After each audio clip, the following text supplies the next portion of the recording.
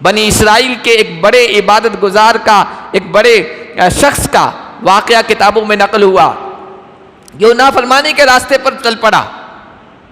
گناہ کیے، اس نے جرم کیے۔ ایک مرتبہ کہنے لگا، یا اللہ میں اتنا بڑا مجرم ہوں، اتنے بڑے میں نے گناہ کر لیے، اور تیری نعمتوں کی بارش مجھ پر ہو رہی ہے، اتنا بڑا مجرم ہونے کے باوجود مجھ پر تیرے یہ احسانات، تیرا یہ فضل، تیری یہ مہربانی۔ اس نے یہ کہا تو اللہ تعالیٰ نے اس کے دل میں یہ بات ڈالی، وہ کہا، اے میرے بندے، تو یہ کہہ رہا ہے کہ تو نے جرم کے باوجود ہم نے تجھ پر اپنی نعمتیں بند نہیں کی، تجھے اپنی نعمتوں سے محروم نہیں کیا، حالانکہ ایسی بات نہیں ہے۔ ذرا اپنی زندگی کا جائزہ لے، کیا ہم نے تجھے عبادت کی لذت سے محروم نہیں کر دیا؟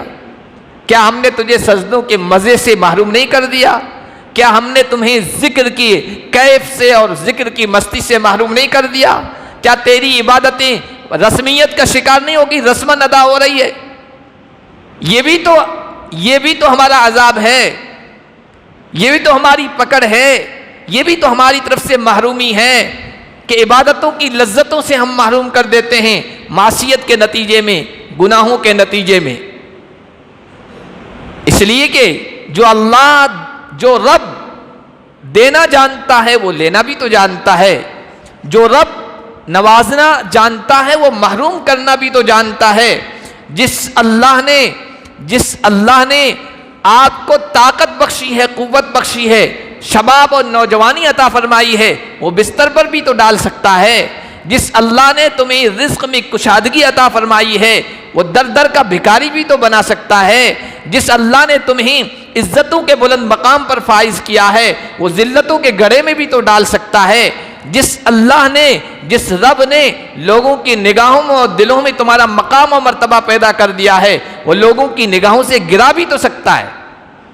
جس اللہ نے ساری نعمتیں دی ہے، وہ اللہ ان نعمتوں سے محروم بھی کر سکتا ہے۔ اور گناہوں کے نتیجے میں، معصیت کے نتیجے میں اللہ تبارک و تعالی نعمتیں کا یہ وعدہ ہے، بندہ جب اپنی کوشش کرتا ہے تو اللہ کی نصرت و مدد آتی۔ وَمَن يَتَّقِ اللَّهَ يَجْعَل لَّهُ مَخْرَجًا، جو اللہ کا تقوی اختیار کرے گا، اللہ سے ڈرے گا، گناہوں سے بچنے کی کوشش کرے گا، تو اللہ تو ہر مشکل سے نکلنے کا راستہ اس کے لیے بنا دے گا۔ یہ اللہ کا وعدہ ہے۔ بظاہر نہیں لگ رہا تھا کہ کس طرح میں باہر نکل پاؤں گا، گناہوں سے بچ پاؤں گا، لیکن اپنی کوشش کر دی، اپنے سے جو ہو سکتا وہ انہوں نے کیا، دروازوں کی طرف بھاگے، اللہ کی مدد آئی، دروازے خود بخود کھلتے چلے گئے۔ بندہ یہ کوشش کر لے، اپنی طرف سے محنت کر لے کہ جس ماحول میں مجھ سے گناہ ہو رہا ہے میں اس گناہ کو چھوڑ دوں، میں اس ماحول کو چھوڑ دوں، ماحول سے نکلنے کی کوشش کروں، اللہ نکال دے گا۔ اس لیے کہ یہ سب ماحول کا اثر ہوتا ہے۔ ماحول ہی کی وجہ سے انسان نیک بنتا ہے، اور ماحول ہی کی وجہ سے انسان گناہوں کے راستے پر جاتا ہے۔ دوستی کی وجہ سے انسان نیکی پر آتا ہے، اور دوستی ہی کی وجہ سے انسان گناہوں کے راستے پر راستہ اختیار کر لیتا ہے، اس پر چل پڑتا ہے۔ رمضان کا ماحول تھا، یہ ماحول ہی کا تو اثر تھا کہ ہم جیسے کمزور اور ضعیف لوگ بھی 20 رکعت پڑھنے کے لیے تیار تھے اور خوشی سے پڑھ رہے تھے، اور اتنی بڑی تعداد میں، جس طرح عام دنوں میں 5 وقتہ فرض نماز میں بھی لوگ نہیں ہوتے ہیں، تراویح میں اتنی بڑی تعداد میں ہوتے ہیں۔ ماحول کا اثر تھا، یہ ماحولی کا اثر تھا کہ جس فجر کی نماز میں گھر کے افراد کے لیے اٹھنا مشکل ہوتا ہے، اس ماحول میں فجر کی نماز پڑھنا آسان ہو گیا، سہل ہو گیا۔ ماحولی کا اثر تھا کہ صرف فرض نماز نہیں بلکہ نوافل بھی ہم انجام دے رہے تھے، نوافل بھی پڑھ رہے تھے، اور قرآن کی تلاوت عام دنوں میں 1 رکوع 2 رکوع پاؤ پارا پڑھنا مشکل ہے، گھنٹوں گھنٹے بیٹھے ہیں رمضان میں اور قرآن کی تلاوت کر رہے ہیں۔ یہ ماحول کا اثر تھا۔ ماحول کے اثرات ہوتے ہیں، دوستی کے اثرات ہوتے ہیں، جیسی کمپنی ہوتی ہے، ہماری سنگت ہوتی ہے، اس کے اثرات انسان پر پڑتے ہیں۔ اچھا ماحول تو پھر انسان کے لیے دین پر چلنا آسان، دین تو ہے آسان، ہمیں مشکل لگ رہا ہے اس لیے کہ ہمارا ماحول دین والا نہیں ہے۔ الدین یسر، دین بہت آسان ہے، دین تو ہماری ضرورت ہے، جس طرح کھانا ہماری فطری ضرورت ہے، پینا ہماری فطری ضرورت ہے، ہوا ہماری فطری ضرورت ہے، چاند اور سورج کی روشنی ہماری فطری ضرورت ہے، دین بھی ہماری فطری ضرورت ہے، ایک نیچرل نیڈ سے ہماری فطری ضرورت ہے۔ یہ بھی دین پر چلنا آسان ہے، لیکن دین پر چلنا مشکل کیوں ہوتا ہے؟ کہ ہمارا ماحول مشکل بنا دیتا ہے۔ سارے دوست بے نمازی ہیں تو نماز پڑھنا مشکل، سارے دوست قرآن کی تلاوت سے دور ہیں تو ایک پارہ یا ایک رکوع قرآن کی تلاوت کرنا مشکل، سارے دوستوں کا ماحول بے دینی والا ہے تو دین پر آنا مشکل۔ لیکن وہی ماحول اچھا بن جائے، سارے دوست نمازی ہوں تو نماز کو چھوڑنا مشکل ہو جاتا ہے، سارے دوست دیندار ہو تو بے دینی کے راستے پر چلنا مشکل ہو جاتا ہے، سارے دوست قرآن کی تلاوت کرنے والے ہو تو قرآن کی تلاوت کا معمول چھوڑنا مشکل ہو جاتا ہے۔ محبت حاصل کرنے کا ایک بابرکت مہینہ عطا فرمایا تھا، اور اس مہینے میں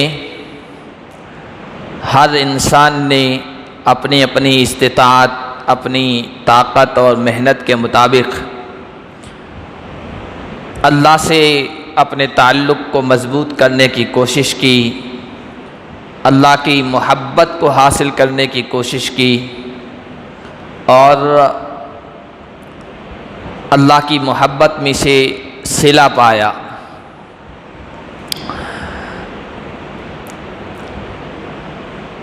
اس ماہ مبارک کی وجہ سے، اس کی برکت کی وجہ سے نہ جانے کتنے لوگوں نے اپنی زندگیاں بدلی، زندگیوں کا رخ بدلا،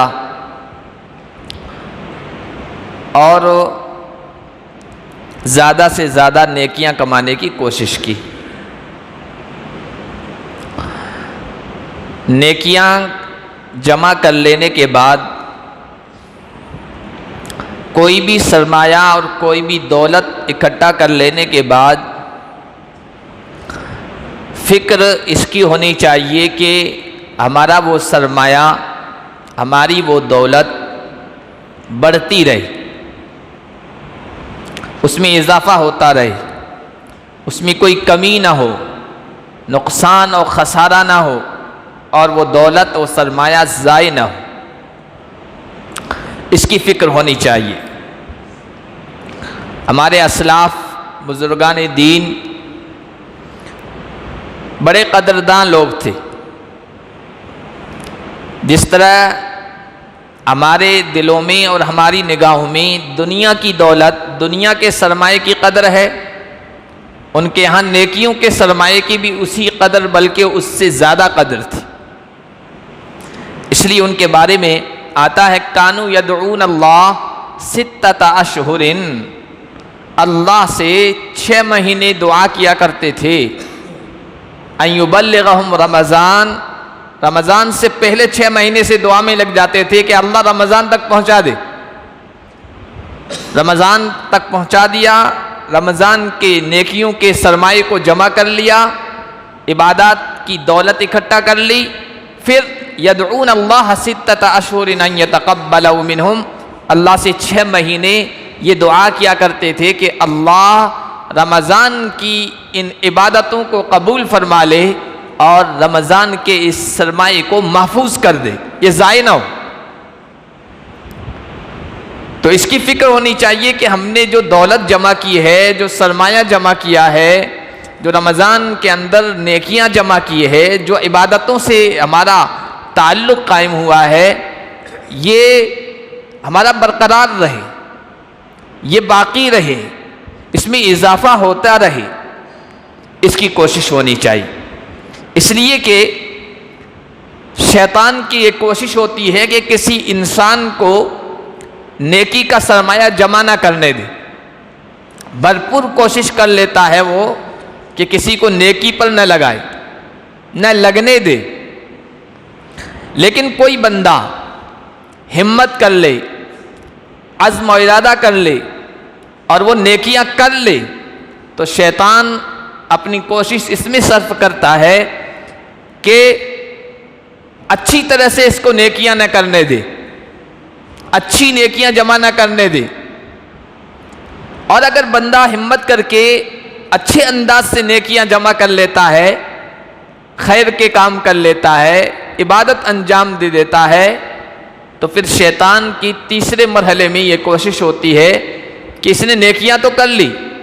میری ساری تدبیریں فیل ہو گئی، میری ساری کوششیں ناکام ہو گئی، اور اس نے نیکیوں کا سرمایہ جمع کر لیا، تو اب وہ اس بات کی کوشش میں رہتا ہے کہ یہ نیکیاں جہاں کام آنی ہیں قبر کے اندر، تو وہاں تک یہ محفوظ کر کے نہ لے کے جائے۔ شیطان اس بات کی کوشش میں لگا رہتا ہے۔ اللہ نے قرآن میں بیان فرمایا ہے، شیطان نے یہ کہا ثم لآتینہم من بین ایدیہم ومن خلفہم وعن ایمانہم وعن شمائلہم ولتجد اکثرہم شاکرین، میں ان کے آگے سے، ان کے پیچھے سے، ان کے دائیں سے، ان کے بائیں سے، یعنی ہر طرف سے ہر ممکن کوشش کروں گا کہ رب کے شکر گزار نہ بنے، یہ نیکیوں کا سرمایہ جمع کر کے محفوظ کر کے لے جانے والے نہ بنے، میں اس بات کی کوشش کروں گا۔ اسی لیے مسلم شریف کی روایت ہے، اللہ کے نبی صلی اللہ علیہ وسلم نے صحابہ کرام سے پوچھا اتدرون من المفلس، صحابہ کیا تم جانتے ہو کہ مفلس کون ہے، تنگ دست کون ہے؟ فقیر اور قلاش تم کس کو سمجھتے ہو؟ صحابہ نے کہا یا رسول اللہ المفلس فینا، ہم اپنے میں مفلس و تنگ دست و فقیر اسے سمجھتے ہیں جس کے پاس نہ درہم ہے نہ دینار ہے، دنیا کا روپیہ پیسہ، دنیا کی دولت نہیں ہے۔ نبی پاک صلی اللہ علیہ وسلم نے ارشاد فرمایا نہیں، المفلس فی امتی، میری امت کا مفلس تنگ دست وہ ہے جو کل قیامت کے دن اللہ کے دربار میں اس حال میں حاضر ہوگا کہ اس کے پاس بہت ساری عبادتیں ہوگی، اس کے پاس نماز ہوگی، اس کے پاس زکوٰۃ ہوگی، اس کے پاس حج ہوگا، اس کے پاس صدقہ خیرات کی نیکیاں ہوگی، اس کے پاس راتوں کا جاگنا ہوگا، اس کے پاس ذکر و اذکار و تسبیحات کا ثواب ہوگا، بے شمار نیکیاں ہوں گی،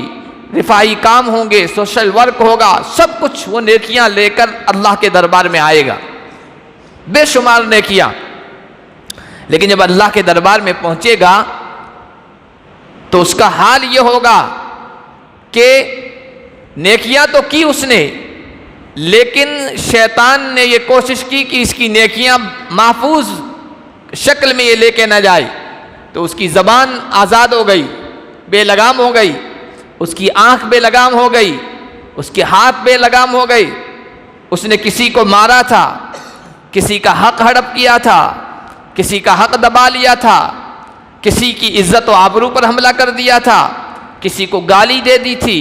کسی کے ساتھ ناانصافی کر لی تھی، کسی کے ساتھ ظلم کر لیا تھا، نیکیاں بھی بے شمار ہیں، لیکن یہ کام شیطان نے اس سے کروا دیے تھے۔ اب اللہ کے دربار میں جب حاضر ہوگا تو حق والے اپنا حق لینے کے لیے اللہ تعالیٰ سے درخواست کریں گے کہ اس نے ہم پر یہ ظلم کیے ہیں، ہمارا حق دلوائیے۔ تو اب آخرت کا معاملہ الگ ہے، دنیا کا معاملہ الگ، وہاں تو کرنسی بدل گئی، ملک بدل گیا، کرنسی بدل گئی، کرنسی کا معیار بدل گیا، وہاں روپیہ پیسہ دولت کام نہیں آئے گی، وہاں تو نیکیوں کا سرمایہ ہوگا، نیکیوں کی کرنسی کام آئے گی۔ تو اللہ تبارک و تعالی ان کی جتنی نیکیاں ہوگی حق والوں کو ان نیکیوں میں سے دلائیں گے، لے جاؤ۔ حدیث میں آتا ہے کہ پھر بھی حق والوں کا حق رہ جائے گا، نیکیاں اس کی ساری ختم، نیکیوں کا ڈھیر ختم، حق والوں کا حق باقی رہ گیا، تو اللہ تعالیٰ کہیں گے کہ جو حق والے ہیں ان کے جو گناہ ہیں وہ اس پر ڈال دو۔ اب وہ کل قیامت کے میدان میں دوسروں کے گناہوں کا انبار اور ڈھیر اپنے کاندھوں پر لے کے جائے گا، اور اسے کہہ دیا جائے گا، فرشتوں سے کہہ دیا جائے گا کہ اس کو کھینچ کر جہنم میں ڈال دو۔ تو آپ دیکھیے نیکیاں تو کی اس نے، لیکن شیطان نے اس کی نیکیاں محفوظ نہیں رکھوائی، کوشش کی کہ اس کی نیکیاں ضائع ہو جائے، اور وہ ضائع ہو گئی۔ تو اس بات کی کوشش ہونی چاہیے ہماری بھی کہ اللہ نے رمضان جیسے بابرکت مہینے میں نیکیوں کا سرمایہ اکٹھا کرنے کا جو موقع دیا ہے، وہ ہماری نیکیاں بچ جائیں، وہ محفوظ ہو جائیں، وہ ہمارے قبر تک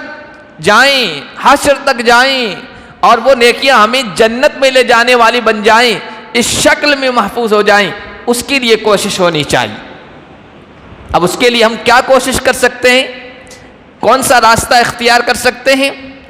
اس کے لیے اللہ تعالیٰ نے ہمارے سامنے ایک نمونہ رکھا ہے۔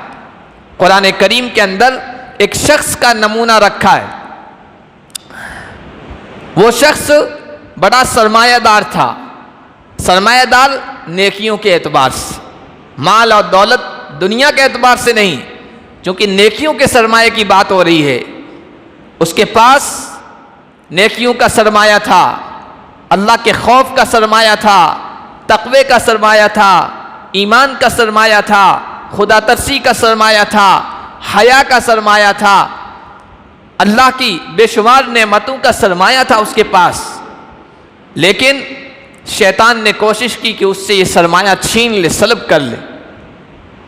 شیطان کی یہ کوشش ہوئی کہ اس سے یہ ساری نیکیاں ختم کروا دے۔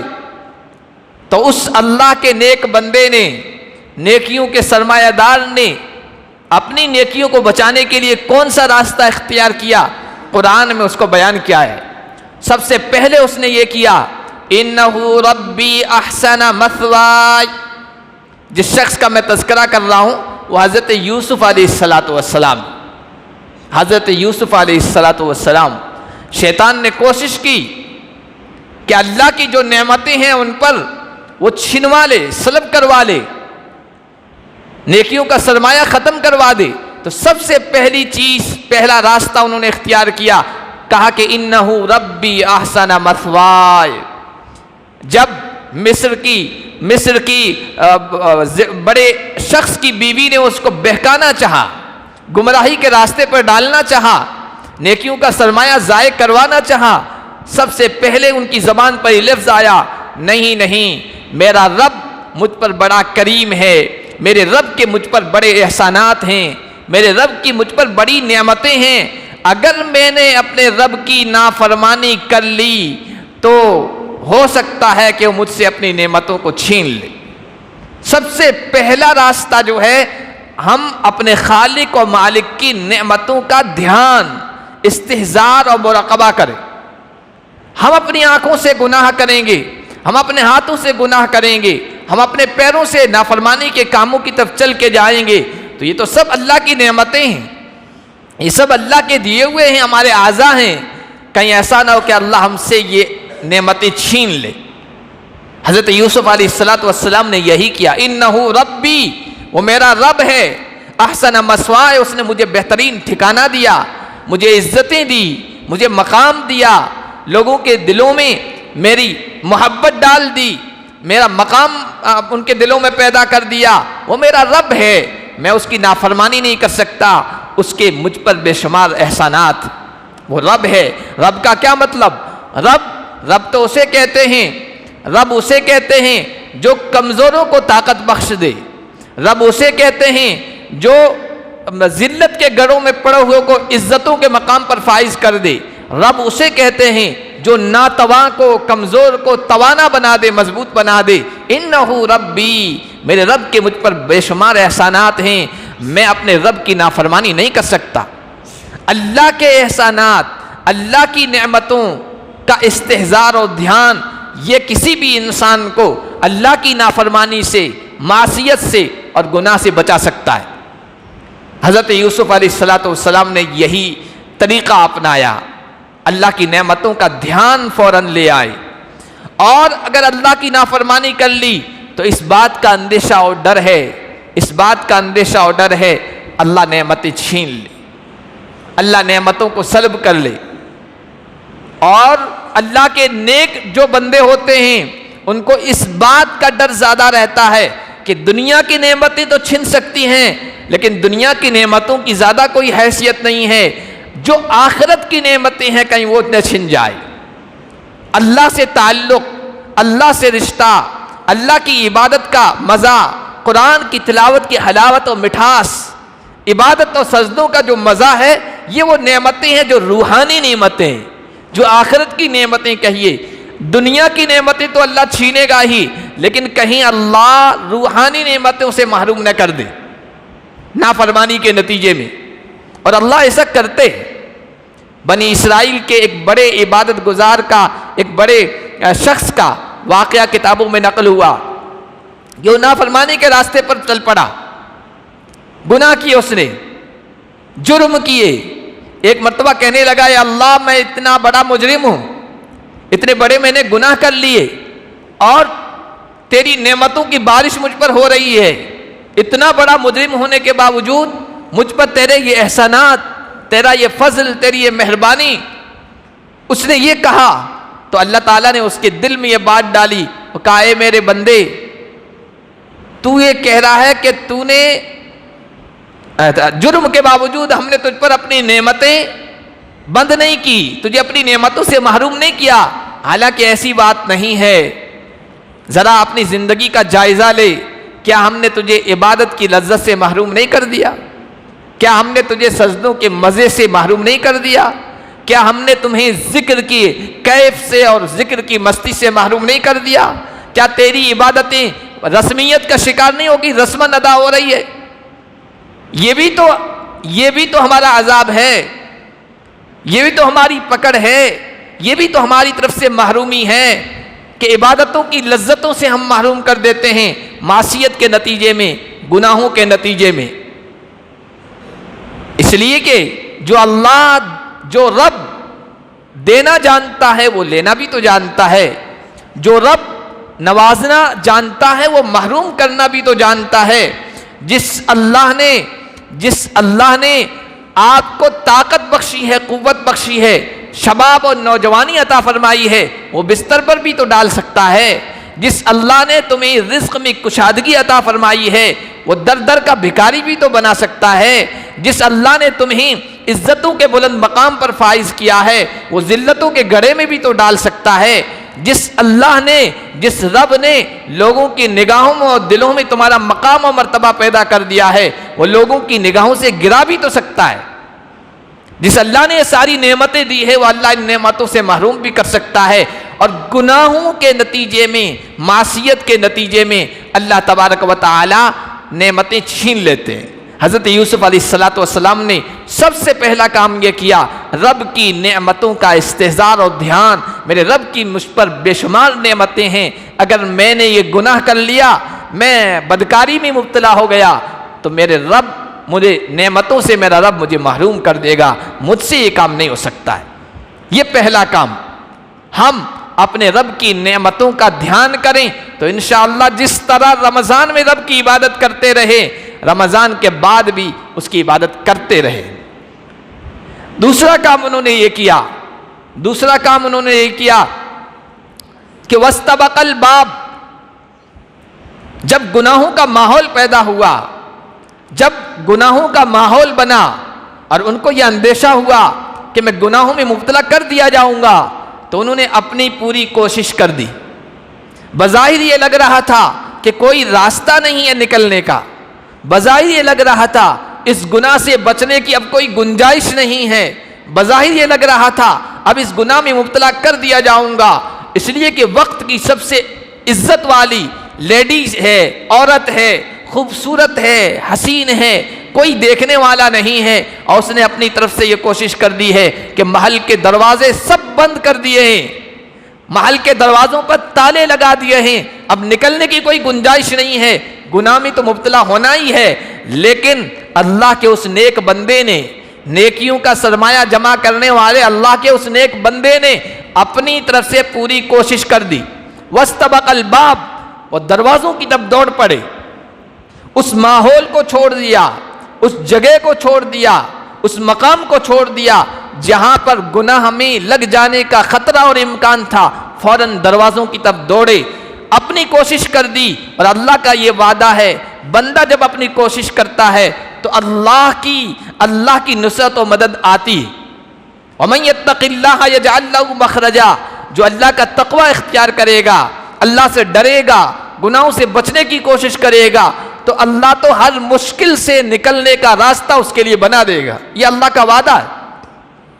بظاہر نہیں لگ رہا تھا کہ کس طرح میں باہر نکل پاؤں گا، گناہوں سے بچ پاؤں گا، لیکن اپنی کوشش کر دی، اپنے سے جو ہو سکتا وہ انہوں نے کیا، دروازوں کی طرف بھاگے، اللہ کی مدد آئی، دروازے خود بخود کھلتے چلے گئے۔ بندہ یہ کوشش کر لے، اپنی طرف سے محنت کر لے کہ جس ماحول میں مجھ سے گناہ ہو رہا ہے میں اس گناہ کو چھوڑ دوں، میں اس ماحول کو چھوڑ دوں، ماحول سے نکلنے کی کوشش کروں، اللہ نکال دے گا۔ اس لیے کہ یہ سب ماحول کا اثر ہوتا ہے، ماحول ہی کی وجہ سے انسان نیک بنتا ہے، اور ماحول ہی کی وجہ سے انسان گناہوں کے راستے پر جاتا ہے۔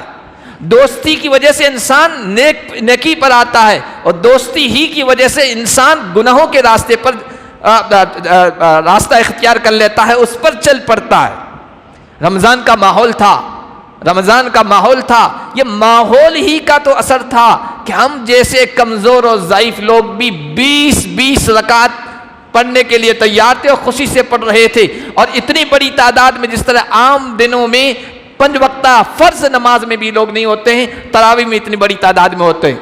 ماحول کا اثر تھا، یہ ماحولی کا اثر تھا کہ جس فجر کی نماز میں گھر کے افراد کے لیے اٹھنا مشکل ہوتا ہے، اس ماحول میں فجر کی نماز پڑھنا آسان ہو گیا، سہل ہو گیا۔ ماحولی کا اثر تھا کہ صرف فرض نماز نہیں بلکہ نوافل بھی ہم انجام دے رہے تھے، نوافل بھی پڑھ رہے تھے، اور قرآن کی تلاوت عام دنوں میں 1 رکوع 2 رکوع پاؤ پارا پڑھنا مشکل ہے، گھنٹوں گھنٹے بیٹھے ہیں رمضان میں اور قرآن کی تلاوت کر رہے ہیں۔ یہ ماحول کا اثر تھا۔ ماحول کے اثرات ہوتے ہیں، دوستی کے اثرات ہوتے ہیں، جیسی کمپنی ہوتی ہے، ہماری سنگت ہوتی ہے، اس کے اثرات انسان پر پڑتے ہیں۔ اچھا ماحول تو پھر انسان کے لیے دین پر چلنا آسان، دین تو ہے آسان، ہمیں مشکل لگ رہا ہے اس لیے کہ ہمارا ماحول دین والا نہیں ہے۔ الدین یسرن، دین بہت آسان ہے، دین تو ہماری ضرورت ہے، جس طرح کھانا ہماری فطری ضرورت ہے، پینا ہماری فطری ضرورت ہے، ہوا ہماری فطری ضرورت ہے، چاند اور سورج کی روشنی ہماری فطری ضرورت ہے، دین بھی ہماری فطری ضرورت ہے، ایک نیچرل نیڈ سے ہماری فطری ضرورت ہے۔ یہ بھی دین پر چلنا آسان ہے، لیکن دین پر چلنا مشکل کیوں ہوتا ہے کہ ہمارا ماحول مشکل بنا دیتا ہے۔ سارے دوست بے نمازی ہیں تو نماز پڑھنا مشکل، سارے دوست قرآن کی تلاوت سے دور ہیں تو 1 پارہ یا 1 رکوع قرآن کی تلاوت کرنا مشکل، سارے دوستوں کا ماحول بے دینی والا ہے تو دین پر آنا مشکل۔ لیکن وہی ماحول اچھا بن جائے، سارے دوست نمازی ہوں تو نماز کو چھوڑنا مشکل ہو جاتا ہے، سارے دوست دیندار ہو تو بے دینی کے راستے پر چلنا مشکل ہو جاتا ہے، سارے دوست قرآن کی تلاوت کرنے والے ہو تو قرآن کی تلاوت کا معمول چھوڑنا مشکل ہو جاتا ہے۔ سارا ماحول کا اثر ہوتا ہے۔ تو حضرت یوسف علیہ السلام نے دوسرا کام یہ کیا، نیکیوں کو بچانے کے لیے، تقوی کے سرمایے کو بچانے کے لیے تھے، ایمان کے سرمایے کو، حیا کے، پاک دامنی کے سرمایے کو بچانے کے لیے، کہ انہوں نے وہ ماحول چینج کر دیا، اس جگہ کو چھوڑ دیا اور ماحول چینج کرنے کی کوشش کی، اللہ تعالیٰ نے ان کے لیے راستے بنا دیے۔ یہ 2 کام۔ تیسرا کام جو حضرت یوسف علیہ السلام نے نیکیوں کے سرمایے کو جمع کرنے کے لیے، اس کو محفوظ کرنے کے لیے کیا، وہ یہ کیا کہ جب انہیں یہ محسوس ہوا کہ اس گناہ کے ماحول میں بچ نہیں سکتا، پورا ماحول ہی خراب ہے، تو اپنی عاجزی، اپنی بندگی، اپنی عبادیت، اپنی محتاجگی کا رب کے سامنے اظہار کیا، کہا رب السجن احب الی مما یدعوننی الیہ، یہ مصر کی عورتیں مجھے گناہوں کی طرف دعوت دے رہی ہیں، پروردگار اگر تیری مدد شامل حال نہ ہوئی تو بڑا مشکل ہو جائے گا، مجھے جیل میں جانا پسند ہے، جیل کی روکھی سوکھی روٹی کھانا پسند ہے، جیل کی بے چینی پسند ہے، راتوں کو جاگنا پسند ہے، بے آرامی پسند ہے، لیکن گناہ پسند نہیں ہے، گناہ میرے لیے بہت مشکل چیز ہے، یہ میں نہیں کر سکتا، رب السجنو، اے میرے پروردگار تو مجھے بچا لے، تو مجھے بچا لے۔ اس لیے کہ نیکیوں پہ آنا اور گناہوں سے دور ہونا یہ سب اللہ کی طرف سے، لا حول ولا قوت الا باللہ جو ہم پڑھتے ہیں، ہم تو کوئی غلط کام ہوتا ہے تو اس وقت یہ جملہ پڑھتے ہیں، اس کا مقام یہ نہیں۔ اللہ کے نبی نے کہا جنت کے خزانوں سے، عرش کے خزانوں میں سے یہ خزانہ ہے، لا حول ولا قوت الا باللہ، اس کا مطلب ہی یہی ہوتا ہے کہ اللہ نیکیوں پر آنے کی طاقت بھی مجھ میں نہیں ہے اور برائیوں سے بچنے کی بھی طاقت مجھ میں نہیں ہے، یہ سب کچھ تو ہی کرتا ہے، تو ہی توفیق دیتا ہے نیکیوں پر آنے کی اور گناہوں سے بچنے کی۔ اپنی طرف سے کوشش کی اور اپنی بندگی کا عاجزی کا اظہار کیا، دعا کی، اے پروردگار بس تو ہی ہے مجھے بچانے والا۔ تیسرا کام جو ہم رمضان کے سرمایے کو، نیکیوں کے سرمایے کو محفوظ کر سکتے ہیں، وہ ہے اپنے رب سے مانگنا، اپنے رب کی عبادت کرنا۔ یہ 3 طریقے ہیں نیکیوں کے سرمایے کو، رمضان میں جو کچھ نیکیاں کی ہیں ان کو بچا کر قبر تک لے جانے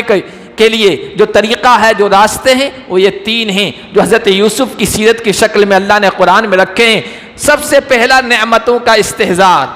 اللہ کی نعمتوں کا دھیان، اللہ کی مہربانیوں کا دھیان، اور دوسرا ماحول کو چینج کرنا، نیک دوستوں کو اختیار کریں، اچھی مجلسوں کو اختیار کریں، اچھی مجلسوں میں بیٹھیں، اور تیسرا اللہ سے دعا مانگنا، اللہ سے دعا مانگنا۔ یہ 3 کام کر لیے تو ہم اللہ کے محبوب بن جائیں گے، ورنہ ہم گناہوں کے راستے پر چل پڑیں گے، اور گناہوں کے راستے پر چل پڑے تو یاد رکھیے ہر گناہ کا، ہر معصیت کا، ہر نافرمانی کا ریئیکشن ہوتا ہے، اگرچہ ہمیں نظر نہ آئے لیکن ریئیکشن ہوتا ہے، یا تو فوراً ہو جائے گا اس گناہ کا ریئیکشن، یا پھر عمر کے کسی بھی حصے میں ہو جائے گا، یا مرتے دم تک ہوگا۔ مرتے وقت ہوگا، شیطان اس وقت پوری کوشش لگا لے گا کہ اس کو ایمان سے محروم کر دوں، کلمے سے محروم کر دوں، لیکن معصیت کا، گناہ کا یہ ریئیکشن ہوتا ضرور ہے، ہوتا ضرور ہے۔ یہ 3 کام ہم کر لیں تو انشاءاللہ جو ہم نے رمضان کے مبارک مہینے میں نیکیاں کمائی ہے، نیکیوں کا سرمایہ اور ڈھیر جمع کیا ہے، ہمارا محفوظ بھی رہے گا، اس میں اضافہ بھی ہوتا رہے گا، اور ہم اس کو محفوظ شکل میں قبر تک لے گئے تو پھر ہم کامیاب ہیں، پھر ہم کامیاب ہیں۔ حضرت حسن بصری رحمۃ اللہ علیہ سے کسی نے کہا کہ کچھ لوگ رمضان میں عبادت کرتے ہیں اور رمضان کے بعد بالکل چھوڑ دیتے ہیں، تو انہوں نے کہا عجیب لوگ ہیں جو صرف رمضان ہی میں اللہ کو پہچانتے ہیں، جو صرف رمضان ہی میں اللہ کی عبادت کرتے ہیں، اللہ کو پہچانتے ہیں، باقی 11 مہینوں میں اللہ کو پہچانتے ہی نہیں ہیں۔ اللہ تبارک و تعالی نے مومن کے عمل کی کوئی حد مقرر نہیں کی ہے، مومن کے عمل کی کوئی حد مقرر نہیں کی ہے۔ مومن وہ نہیں ہے جو اللہ کو 1 مہینہ یاد رکھتا ہے، اللہ کی 1 مہینہ عبادت کرتا ہے، بلکہ مومن وہ ہے جو صرف 1 مہینے کے لیے نہیں، 2 مہینوں کے لیے نہیں، 1 سال 2 سال کے لیے نہیں، بلکہ ہمیشہ زندگی بھر اپنے رب کو یاد رکھتا ہے اور اپنے رب کی عبادت کرتا ہے۔ اس لیے کہ قرآن نے کہا وَاعْبُدْ رَبَّكَ حَتَّى يَأْتِيَكَ الْيَقِينُ، جب تک موت نہ آ جائے، یقین یعنی موت نہ آ جائے، اس وقت تک رب کی عبادت میں لگے رہیے، اس وقت تک رب کی عبادت میں لگے رہیے۔ چھٹی نہیں ہے 11 مہینے، 12 مہینے کا مومن پابند ہوتا ہے، اور مومن کا رب وہی ہے جو رمضان میں ہوتا ہے، وہ رمضان کے بعد بھی ہے۔ جس رب کی رحمتیں رمضان میں ہوتی ہے، اس رب کی رحمتیں رمضان کے بعد بھی ہوتی ہے۔ وہ تو ہر رات کے آخر حصے میں، جس طرح رمضان میں اعلان ہوتا ہے، رات کے آخر حصے میں روزانہ اعلان ہوتا ہے کوئی مانگنے والا میں اس کا سوال پورا کر دوں، ہے کوئی مغفرت چاہنے والا میں اس کی مغفرت کر دوں، ہے کوئی بخشش چاہنے والا اس کو بخشش عطا کر دوں، ہے کوئی رزق میں کشادگی چاہنے والا کہ میں اس کے لیے رزق کے دروازے کھول دوں۔ یہ تو روزانہ اعلان لگتا ہے اللہ کی رحمت کا۔ تو رمضان کے بعد بھی ہم نیکیوں پر جمے رہیں، استقامت اصل استقامت ہے۔ اللہ کے نبی نے فرمایا سب سے بہترین عمل وہ ہے جس پر مداومت کی جائے، جس پر ہمیشگی کی جائے، جس پر مداومت کی جائے۔ اب رمضان میں جو ہم نے عبادتیں کی ہیں وہ عبادتیں ہمارے بعد میں بھی برقرار رہیں۔ اللہ کے نبی نے فرمایا سب سے بہترین اور محبوب اللہ کو عمل، پسندیدہ عمل یہی ہے کہ بندہ جو عمل اختیار کرے، جو نیکی اختیار کرے، اس پر ہمیشگی رکھے، اس کو کنٹینیو رکھے۔ اللہ تبارک و تعالی ہم سب کو اس پر عمل کرنے کی توفیق عطا فرمائے۔